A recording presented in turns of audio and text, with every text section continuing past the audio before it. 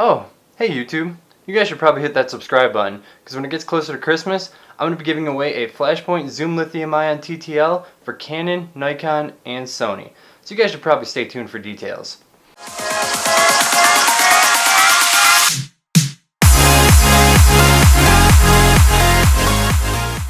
What's going on YouTube? You guys know all year I've been talking about the Godox equipment. I've been using everything that they make in the X Series, and today I want to come on and make a video and tell you everything that I dislike about the Godox X Series. While I do think that the system overall is fantastic and probably the best purchase on the market, there are still a few things that they can improve upon for future updates.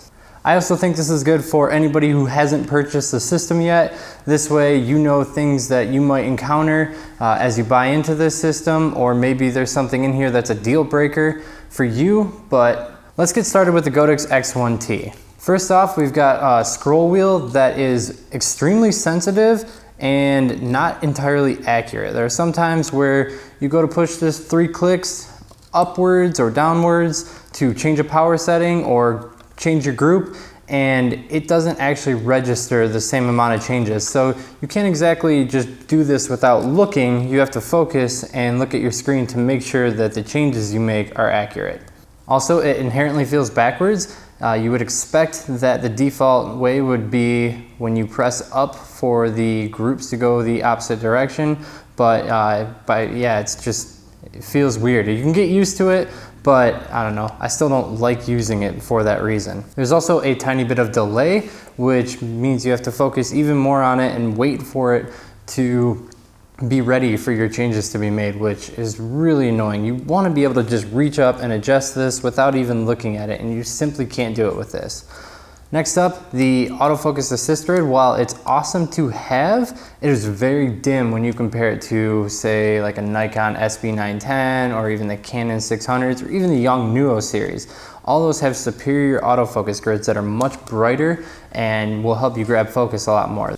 There's also a lot of gaps in between the grid that it provides, which means that there's a lot of areas that you aren't exactly able to grab focus on. We want to see a more robust grid that makes it easy to capture focus when we're using the AF assist beam.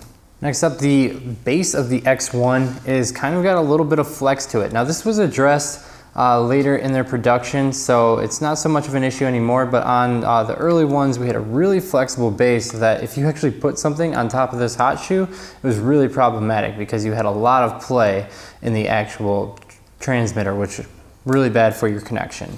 It would be much better to have a simple locking switch than the screw down disc.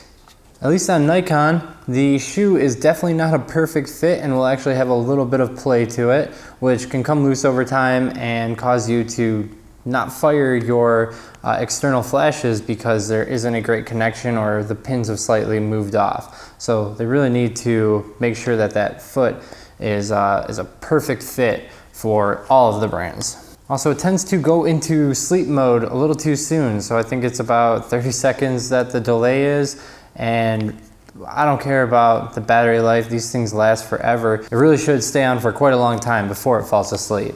Lastly, we'd really like to see the ability to control the zoom head from the X1 controller, because that's something we've gotten used to with things like the Yongnuo YN622TX. So now we're going to talk about the V860 version 2. There are 4 versions of the flash. This shares most of the same problems. There are a few that are specific to the lithium-ion model, but we're going to keep it concise by just talking about this one. So first off, flash head is way too stiff for a speed light.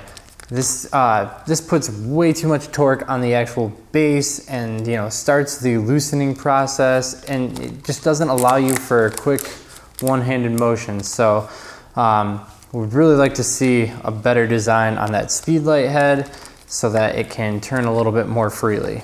If you are using AFS and using the autofocus assist grid, you can actually beat the grid. You can capture the grid in your photograph if the settings allow it. Sometimes it's a little too slow for this to disappear before you actually capture the photograph.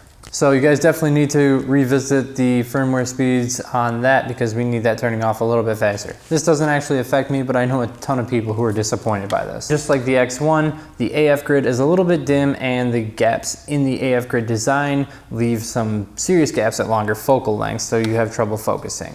Next, as you know, these have radio slave built in. That's one of the awesome things about these products. However, they also put optical mode in them. That's really annoying because that means you have 5 modes. You have the standard mode for use on camera, optical slave, optical master, radio slave, radio master. And every time you want to switch from radio master back to radio slave, you have to go all the way around all 5 of those. And it's really redundant to have both of those in there. So you don't have to get rid of it. I understand that you might want to have optical as a backup in case you're in a place where you can't use radio or you're having trouble with the radio, but you should at least be able to hide it in the menu so you don't have to go past it all the time. All this does is force the user to go through the menus more often, and it just puts them at risk for creating errors when setting up their flash. With the lithium-ion battery, we see a little bit too much heat protection. That comes in a little too soon, and I'd really like to be able to push this flash a little bit harder. Especially one thing that's really annoying about that is that this flash will not fire unless the battery is fully recycled. Now it does recycle quite quick, but on other flash models that use AA's, the power will dump no matter what is actually stored. If it's only half of that, then it'll flash that, but it will not just give you nothing like this does. And that's the difference between a completely pitch black shot and a shot that's one stop underexposed. I'd much rather have the one stop underexposed photo. So I think that they could do some improvements in that regard. On the Nikon model and Sony as well, I believe you can find a way to add a D and E group with the speed lights. We would like that because it's just weird to have control of 5 groups with the X1 but not have 5 groups on this.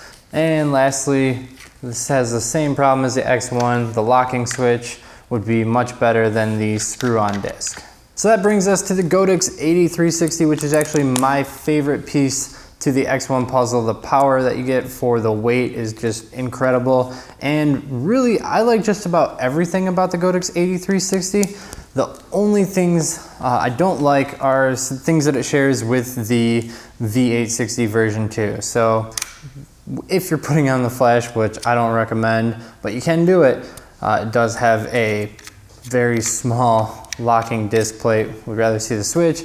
It does not have a D and E group, just like the speed lights, at least on Nikon and Sony. It sticks with groups A through C, so we'd like to see those 2 additional groups added. And lastly, it does also have optical and radio modes, and that optical technology is just redundant, and we'd love to be able to hide it. This brings us to the big one, the Godox AD600. This is actually the rebrand, the Explorer 600, but it shares pretty much all the same problems. So first off, clicky handle is annoying. Not only is it annoying, it's not very precise, which isn't an issue if you're using, a 3-foot softbox, but it is an issue if you are using a reflector with a 15-degree grid and you want very precise control of light. You really only have, so many notches on here that you can get, and it just suffers from too tight to move at all, and then as soon as you open it up enough, it's just like really, really loose. So we'd definitely like to see that improved. Next up, the battery indicator. I don't know why there's 4 on here and then 3 on here, but this one is just very inaccurate. I've found that I've had the battery at 2 out of 3 on the display and still says full charge here. So I don't know what's going on with that, but they need to update that battery indicator or just get rid of it completely if they can't get it to communicate properly. Next up, Godox, you should really include a standard 7-inch reflector with your strobe. I don't think I've ever purchased a strobe and not gotten a standard 7-inch modifier. I don't know if that's something other companies do, but you really need something so that you can at least start using it with some umbrellas before you get any softboxes or other Bowens mount modifiers. All right, next up we've got the remote head. This is the H600B remote head for turning the Godox AD600 into a pack and head unit instead of an all-in-one. So problems with the H600 head. First off, we've got the dreaded clicky, poorly designed handle that clinks against the body unless you pull it out. That's pretty crappy. And then Godox is actually sending these out.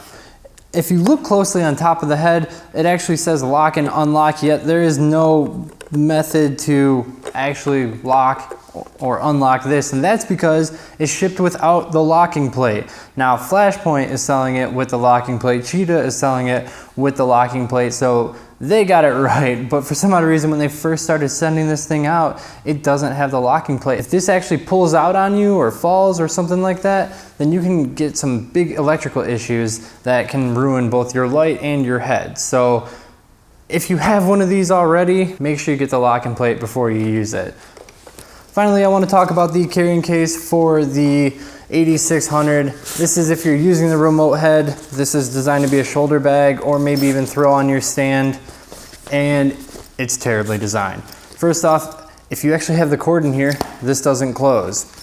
Once you plug the remote head in, this doesn't close at all, and that's pretty pointless. And then lastly, the D-rings on the side are situated so low that it's really prone to falling over because of how they're positioned. So as soon as it gets any momentum, it can easily fall over on you, and then your light can slide right out of the bag because it doesn't close. So Flashpoint's release of the bag, the D-rings are much higher, which is good, doesn't tip over, and they also put a little compartment on here that you can open and put your cord in so that you can keep it closed while using the remote head like it was supposed to be.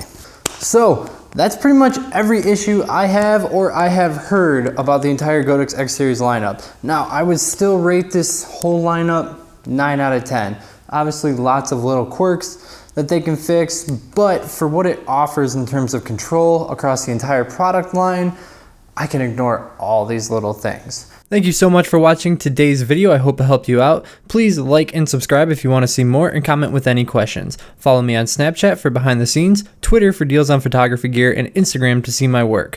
Lastly, I have a Facebook group as a discussion forum, which is linked in the description. Take it easy, YouTube.